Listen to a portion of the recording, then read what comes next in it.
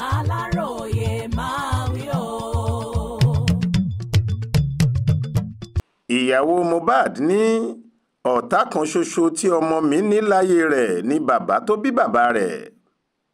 bí èèyàn kan bá sọ pé ìjà ńlá tó ń lọ lábẹ́nú láàrin Wùmí ìyẹn ìyàwó gbajúmọ̀ akọrin nì olóògbé Ìléríolúwa Ọládìméjì Alọ́ba ẹni táwọn èèyàn mọ̀ sí Mohbad àti bàbá ọkọ rẹ̀ alàgbà Joseph Alọ́ba máa tó parí tọ̀hún kò tí ì mọ ohun tó ń lọ ni.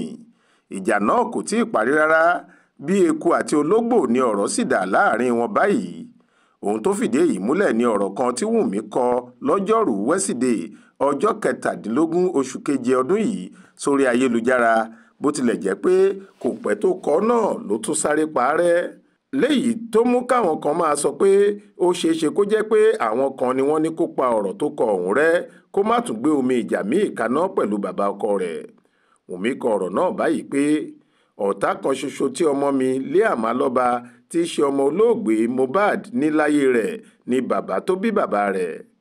kò pẹ́ tí Wùmí sọ̀rọ̀ náà síta làwọn kan tí wọ́n lérò pé ìjà ti dópin láàrin òun àti bàbá ọkọ rẹ̀ bá tún sọ pé Wùmí tún fẹ́ forí jálé agbọ́n nípa ohun tó kọ síta yìí ni. bẹ́ẹ̀ làwọn kan lóhun tó dáa ló kọ nípa bàbá ọkọ rẹ̀.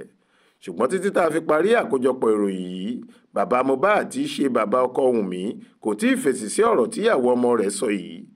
àwọn kan sọ pé ó ṣeéṣe kó jẹ́ pé ọ̀gbẹ́ni Joseph Alọ́ba kò tí ì rí ọ̀rọ̀ náà ni bẹ́ẹ̀ sì ni àwọn tiẹ̀ tó rí kò tí ì gbé sí i létí nítorí bàbá náà kì í ṣe ọmọ lọlé lọ mú èsì wá lójú ẹsẹ̀ ni yóò dá Wùmí lóhùn. bẹ́ẹ̀ làwọn míín sọ pé kó tó ọjọ́ 2 sí 3 Wùmí máa gba èsì ọ̀rọ̀ rẹ̀.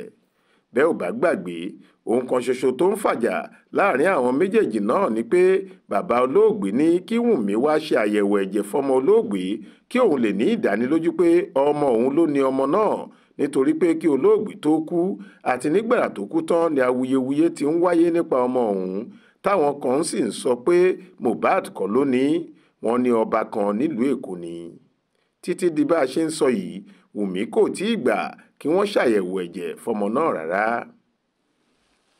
Adéwálé Adéoyè ló ṣàkójọ ìròyìn yìí fún iléeṣẹ́ tẹlifíṣàn Aláròyé online TV. Faith Adébọ́lá ló kà á sétí ìgbọ́ yín.